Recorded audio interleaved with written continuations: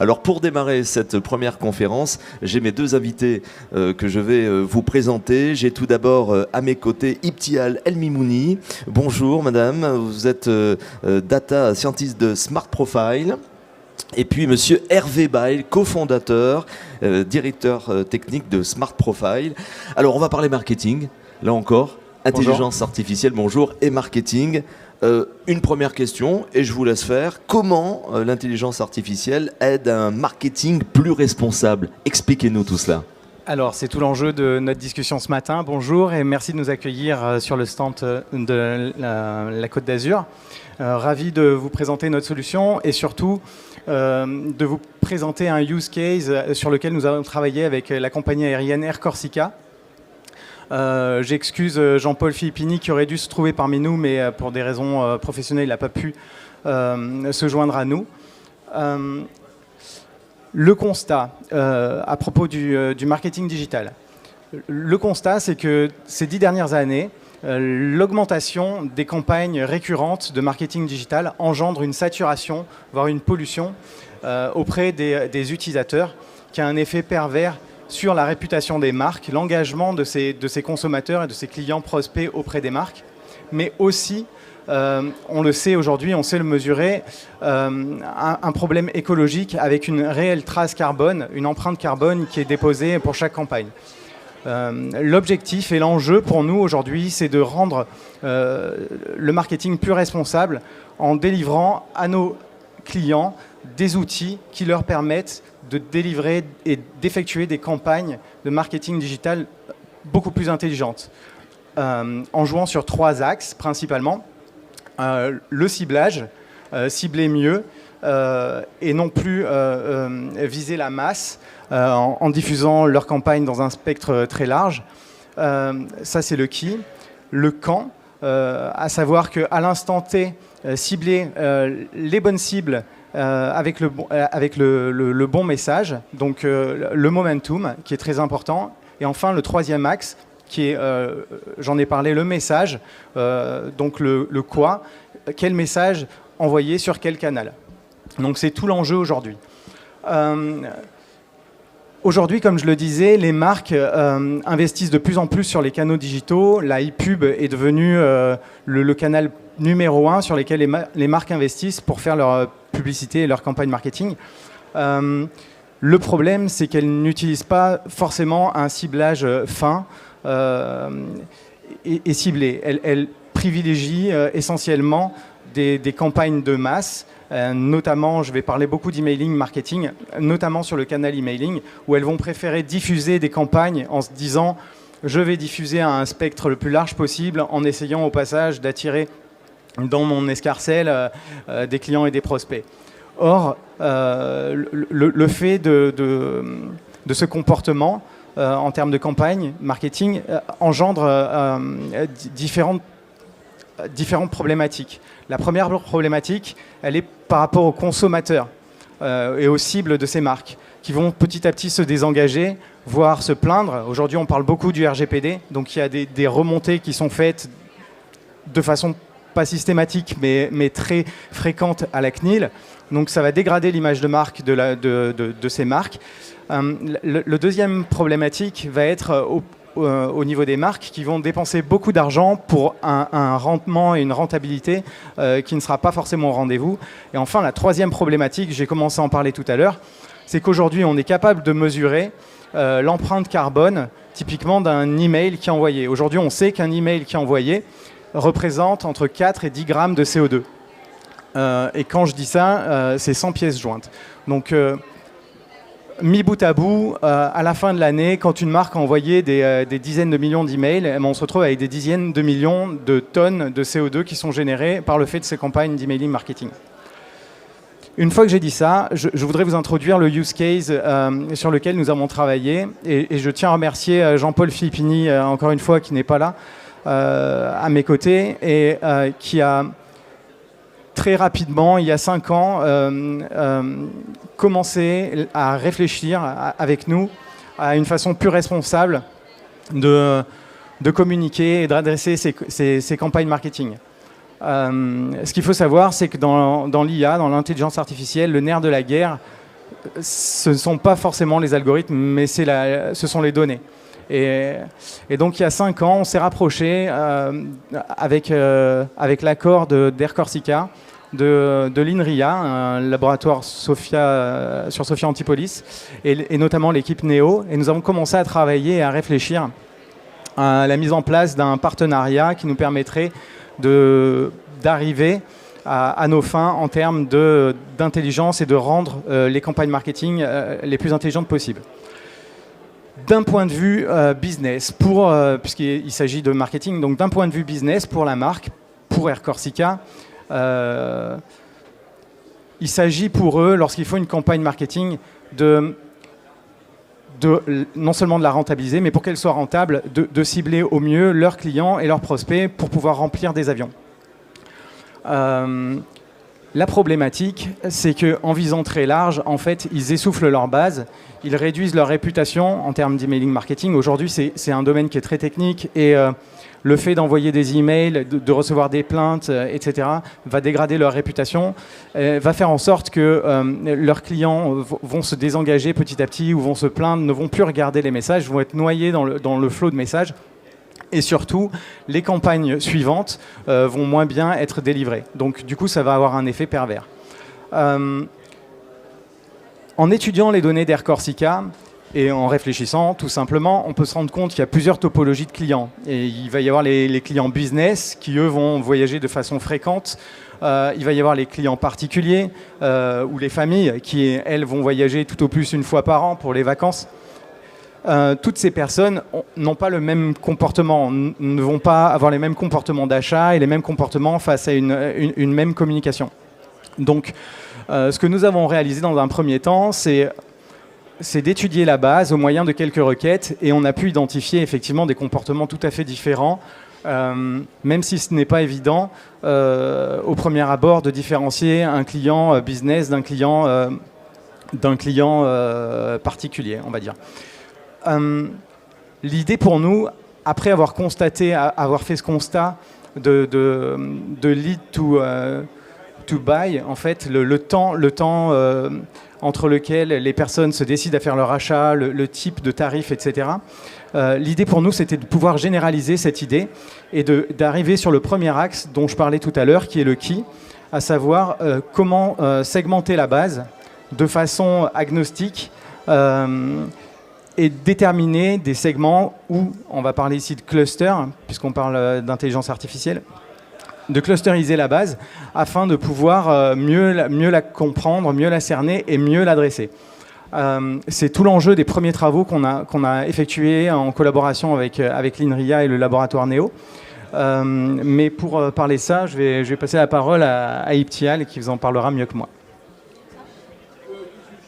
Merci Hervé. Donc d'abord, pour continuer sur ton point du clustering, de la segmentation, donc l'algorithme utilisé actuellement par Smart Profile est le clustering. Donc le clustering est utilisé pour segmenter les clients d'Air Corsica. Donc rappelons d'abord un petit peu ce que c'est que le clustering. Donc c'est une méthode statistique qui prend en entrée donc un ensemble de données hétérogènes. Et donc ce qu'on essaie de faire, c'est de regrouper ces données en des sous-ensembles homogènes, des sous-ensembles appelés des clusters. Donc un cluster regroupe des données ayant des propriétés, des caractéristiques communes ou similaires. Donc Smart Profile utilise cet algorithme, le clustering, dans le cadre d'un jeu de données fourni par Air Corsica, donc la compagnie aérienne Air Corsica. Et donc l'algorithme, il existe plusieurs types d'algorithmes de clustering. Donc l'algorithme utilisé, c'est le K-means clustering. Donc c'est un algorithme d'apprentissage non supervisé, c'est-à-dire qu'au début, on on connaît pas, donc on connaît pas ces clusters, on connaît pas la labellisation de ces clusters, c'est-à-dire, on sait qu'on aura des clusters, mais on sait pas que ce groupe A, ce groupe B aura ces caractéristiques, c'est après, au bout des itérations de l'algorithme du K-means clustering, qu'on aura à la fin, après convergence de l'algorithme, une solution de K clusters, et que chaque cluster, puisqu'on parle par rapport aux données d'Air-Corsica, donc ces clusters regrouperont les vols des passagers, les vols, les billets achetés, et donc voilà, donc afin de visualiser un petit peu ce résultat de clustering, donc on construit une heatmap qui nous permet de dire que, par exemple, ça c'est août. En août, il faut cibler ses clients. Il faut cibler ses clients, leur envoyer cette campagne marketing. Voilà, donc pour diminuer un petit peu les emails envoyés. Donc évidemment, donc, quand on fait cet apprentissage quand on exécute cet algorithme, on ne connaît pas les critères de chaque groupe. Et donc l'idée, c'est de voir, d'évaluer, par rapport aux features qu'on a, par rapport, par exemple, la date de réservation, les aéroports, le prix du billet, de pouvoir dire que voilà, en associant aussi cette étude avec le côté commercial d'Air-Corsica, et donc de pouvoir dire qu'à la fin, voilà, que ce cluster sera ciblé pour ces clients. En mois d'août, par exemple, il faut envoyer en mois d'août une campagne pour le cluster 1, disons. Et donc là qu'on a précisé le mois, disons, pour envoyer ces campagnes, il reste maintenant à préciser le jour ou bien le moment, voilà, à envoyer ces campagnes, c'est-à-dire cibler plus les campagnes emailing. Et donc, je te laisse prendre la parole, Eric. Merci Iptial. Je voudrais juste rajouter quelque chose par rapport à ce que vient de raconter Iptial.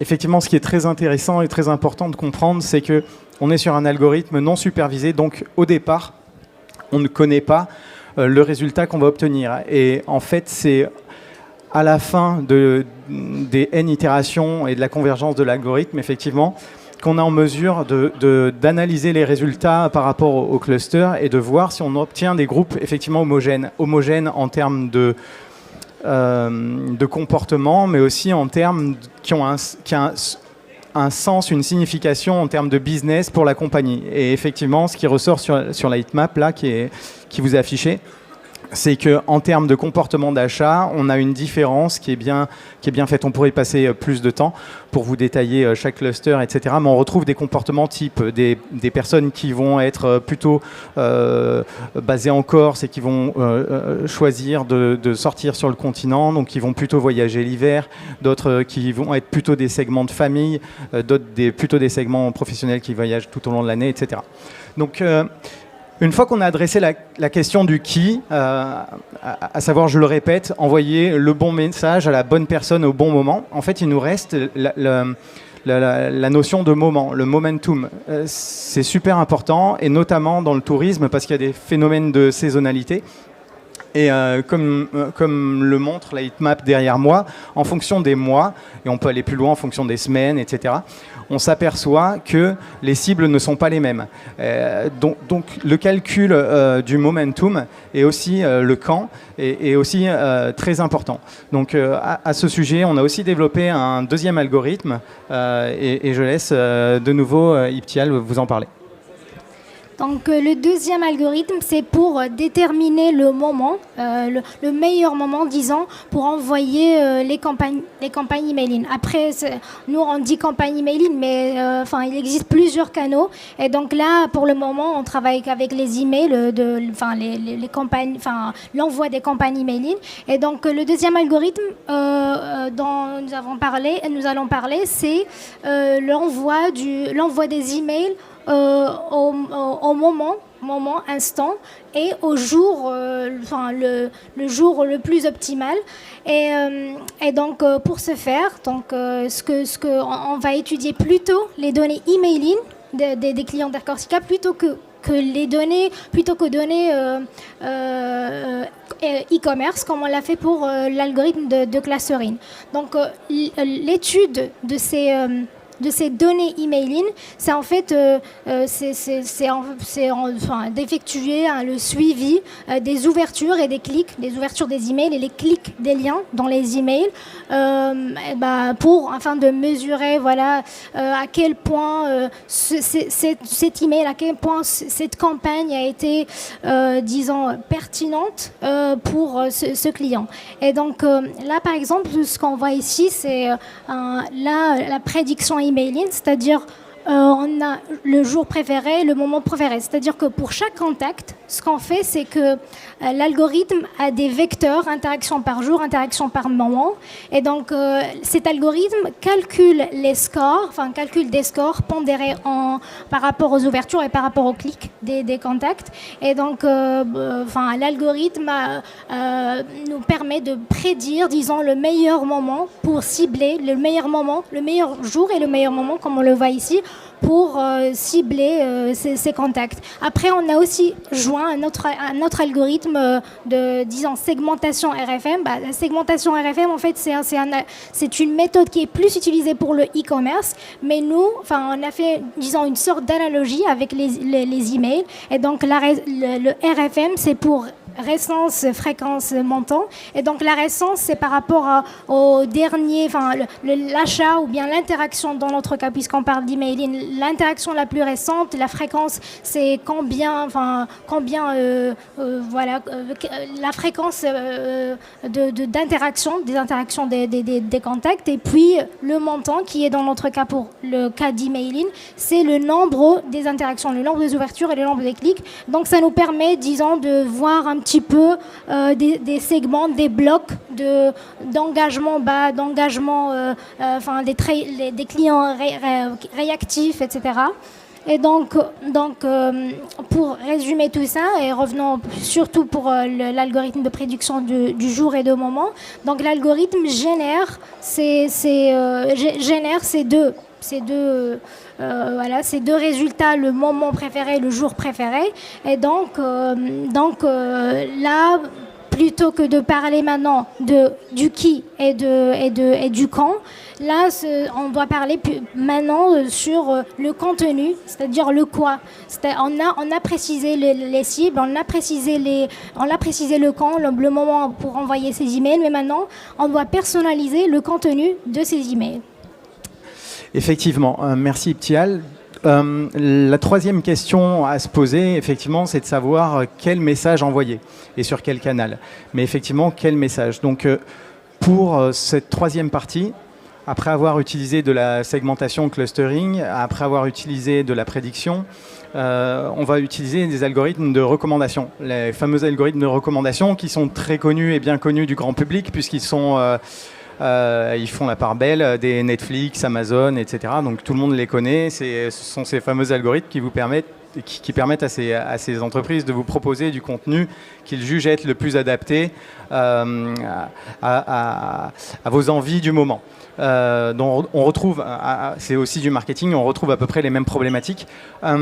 Ce qui se passe, c'est qu'en fait, on a plusieurs sortes d'algorithmes de recommandation. On a des algorithmes de recommandation avec du feedback. Ces entreprises récupèrent du feedback pour vous. Or, nous, ce n'est pas le cas. Donc, on est obligé de partir, comme pour le clustering, et où on était parti sur quelque chose de non supervisé.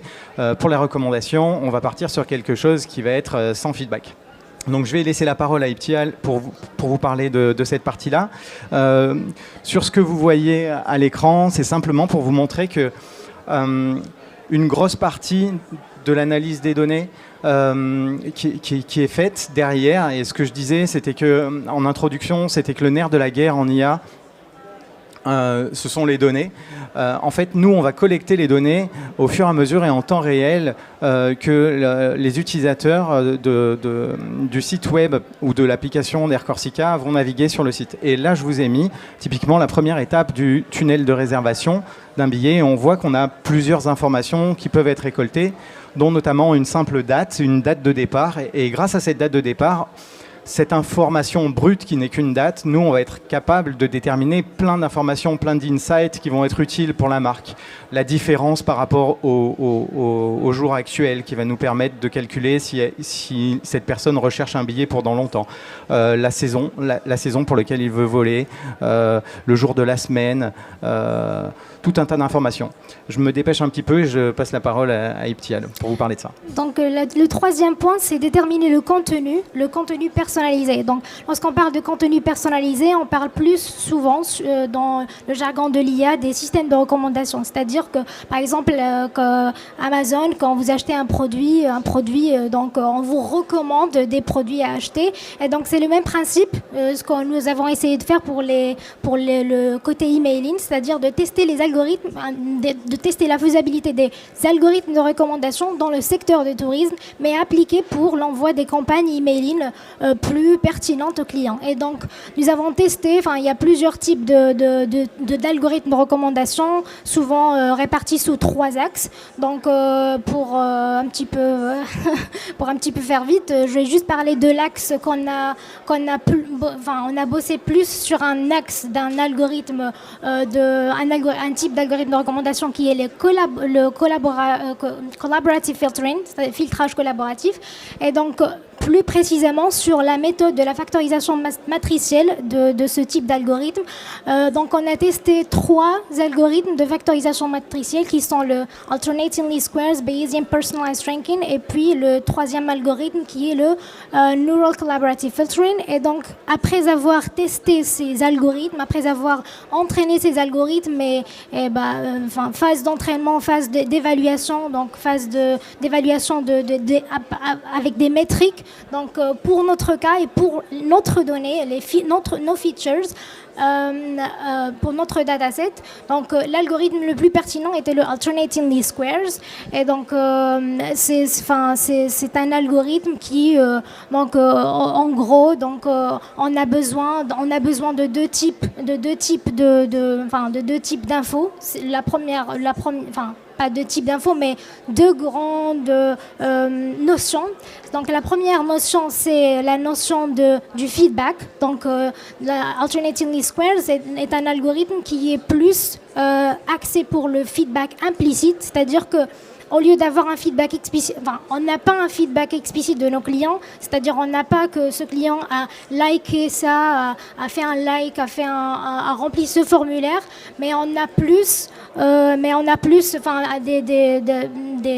des réactions du feedback implicite, c'est-à-dire que le nombre de fois que ce client a consulté cette page, le nombre de fois d'achat de ce billet pour cette destination. Et donc cet algorithme, le Alternating Least Squares, donc il utilise cet